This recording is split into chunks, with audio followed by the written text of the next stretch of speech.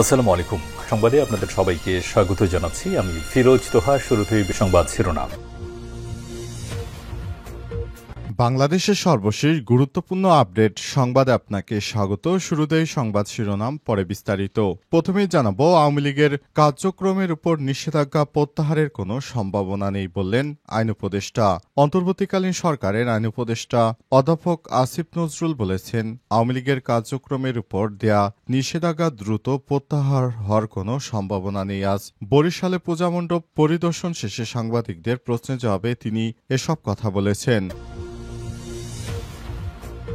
এরপর জানাবো, ফেনীতে পূজার নাশকতার পরিকল্পনার অভিযোগে আওয়ামী লীগ নেতা গ্রেপ্তার। ফেনীতে দুর্গাপূজায় নাশকতার পরিকল্পনার অভিযোগে শুক্লভ মজুমদার ৪২ নামে এক আওয়ামী লীগ নেতাকে গ্রেপ্তার করেছে পুলিশ। তিনি দক্ষিণ আফ্রিকা আওয়ামী লীগের যুগ্ম সাধারণ সম্পাদক ও জেলার দাগনভূঞা উপজেলার জায়লস্কর ইউনিয়নের হীরাপুর গ্রামের অর্জুন মজুমদারের ছেলে। এদিকে খুলনায় ঘুমন্ত যুবককে গুলি করে হত্যা। খুলনায় এবার নিজ বাড়িতে শয়নকক্ষে ঘুমন্ত অবস্থায় যুবক তানভীর হাসান শুভকে গুলি করে হত্যা করেছে দুর্বৃত্তরা। রাত ৩টার দিকে নগরীর দৌলতপুর থানার মহেশ্বর পাশা পশ্চিমপাড়া শাহী জামে মসজিদ সংলগ্ন ঘোষপাড়ায় এই ঘটনা ঘটে। আজ খুলনা মেডিকেল কলেজ হাসপাতালে চিকিৎসাধীন অবস্থায় ওই যুবকের মৃত্যু হয়েছে।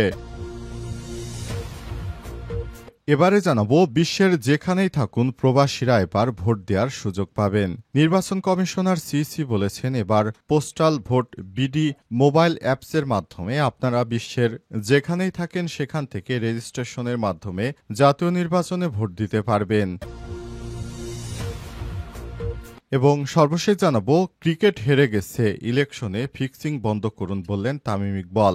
বাংলাদেশ ক্রিকেট বোর্ড বিসিবির আসন্ন পরিচালক পর্ষদ নির্বাচন থেকে নিজের মনোনয়নপত্র প্রত্যাহার করে নিয়েছেন জাতীয় দলের সাবেক ক্রিকেটার তামিম ইকবাল। তিনি বলেছেন, একটি সুষ্ঠু নির্বাচন দিতে হবে। আজ তিনি নির্বাচন প্রত্যাহারের ঘোষণা দিয়েছেন এবং তিনি নির্বাচন করবেন না বলে জানিয়েছেন। প্রিয় দর্শক, এতক্ষণ শুনছিলেন সংবাদ শিরোনাম, এবারে বিস্তারিত। তবে তার আগে বন্ধুরা, অনুরোধ থাকবে এই সংবাদটিতে একটি লাইক দিন। এই চ্যানেলে আপনি নতুন হয়ে থাকলে আমাদের সংবাদটি দেখতে দেখতে চ্যানেলটি সাবস্ক্রাইব করে রাখুন। কমেন্ট করে বন্ধুরা আপনার মূল্যবান মতামত জানিয়ে দিন আপনি বিশ্বের কোন দেশ থেকে বা বাংলাদেশের কোন স্থান থেকে আমাদের সংবাদটি দেখছেন এবং শুনছেন। আর বন্ধুরা, এই সংবাদটি আপনার সোশ্যাল মিডিয়া বা ফেসবুকে যে কোনো মাধ্যমে শেয়ার করে বন্ধুদেরও দেখার সুযোগ করে দিন। এবারে বিস্তারিত। আওয়ামী লীগের কার্যক্রমের উপর নিষেধাজ্ঞা প্রত্যাহারের কোনো সম্ভাবনা নেই বললেন আইন উপদেষ্টা। অন্তর্বর্তীকালীন সরকারের আইন উপদেষ্টা অধ্যাপক আসিফ নজরুল বলেছেন, আওয়ামী লীগের কার্যক্রমের উপর দেয়া নিষেধাজ্ঞা দ্রুত প্রত্যাহার হওয়ার কোনো সম্ভাবনা নেই। আওয়ামী লীগ যে কাজ করেছে এবং যেভাবে তারা দেশজুড়ে হত্যাকাণ্ড চালিয়েছে, তাদেরকে বিচারের আওতায় না আনা পর্যন্ত তাদের কার্যক্রম প্রত্যাহার নিষেধাজ্ঞা প্রত্যাহার করার আর কোনো সুযোগ নেই। উল্লেখ্য, অন্তর্বর্তীকালীন সরকারের প্রধান উপদেষ্টা প্রফেসর ড মোহাম্মদ ইউনূসের সরকার জাতিসংঘে এক বিদেশি গণমাধ্যমকে সাক্ষাৎকার দেওয়ার সময় তিনি বলেছিলেন, অন্তর্বর্তীকালীন সরকার মনে করে কোনো রাজনৈতিক দলকে তিনি নিষেধাজ্ঞা দেননি। আওয়ামী লীগের উপর যে কোনো সময় নিষেধাজ্ঞা প্রত্যাহার হতে পারে।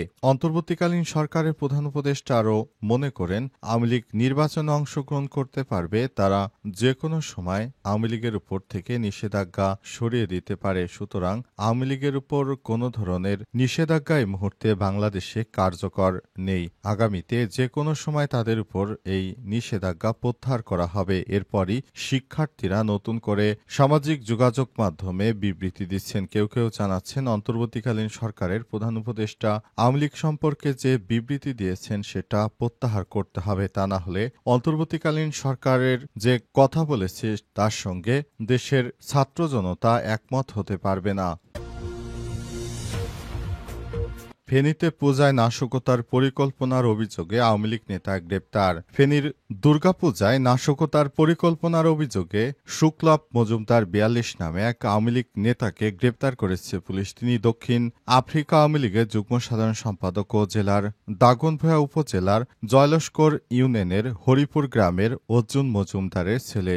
গতরাতে গোপন সংবাদের ভিত্তিতে তাকে আটক করে ফেনী মডেল থানায় নেওয়া হয়েছে। এছাড়াও বৈষম্যবিরোধী আন্দোলনের সময় ফেনীতে মহিপালের ছাত্র জনতার উপর আওয়ামী লীগের গুলিতে ৮ জন হত্যাকাণ্ডের ঘটনায় অর্থ যোগানদাতা হিসেবে তার নাম উঠে আসে। সংশ্লিষ্ট বিভিন্ন সূত্র থেকে জানা গেছে, গ্রেপ্তার শুক্লভ মজুমদার নিষিদ্ধ ঘোষিত ছাত্রলীগের জায়লস্কর ইউনিয়ন শাখার সাধারণ সম্পাদক এবং ইউনিয়ন আওয়ামী লীগের সদস্য।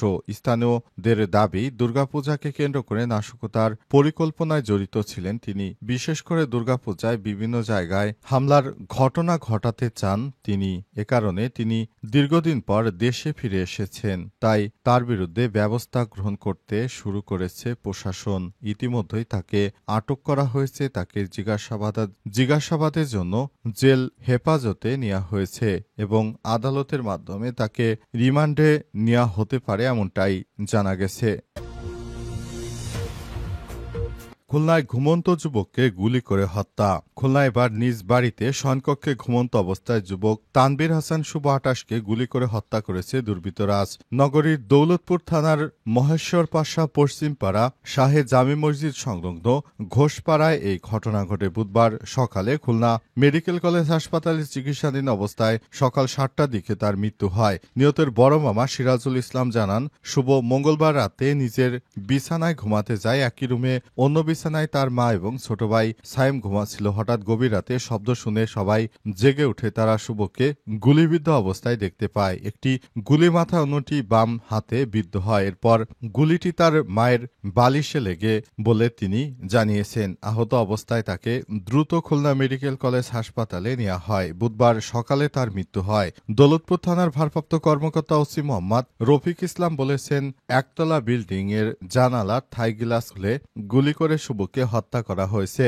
শুভ আগে ঢাকায় একটি কোম্পানিতে চাকরি করত। বর্তমানে সে বেকার ছিল এবং বিদেশে যাওয়ার চেষ্টা করছিল। কে বা কারা তাকে হত্যা করেছে সে বিষয়টি এখনো নিশ্চিত হওয়া যায়নি। শুভর মৃত্যুতে এলাকায় শোকের ছায়া বিরাজ করছে। সবাই শুভর জন্য সৃষ্টিকর্তার কাছে দোয়া করছেন, তাকে যেন ভালো জায়গায় দেয়া হয়।